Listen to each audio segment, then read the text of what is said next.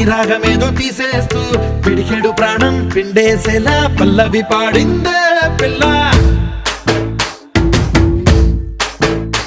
నిన్న coffee glass చేతి కందిస్తూ నాజుకైన వెళ్ళు తాకిస్తూ మెత్తని మత్తుల విద్యుత్ తీగై ఒత్తిడి పెంచిందే.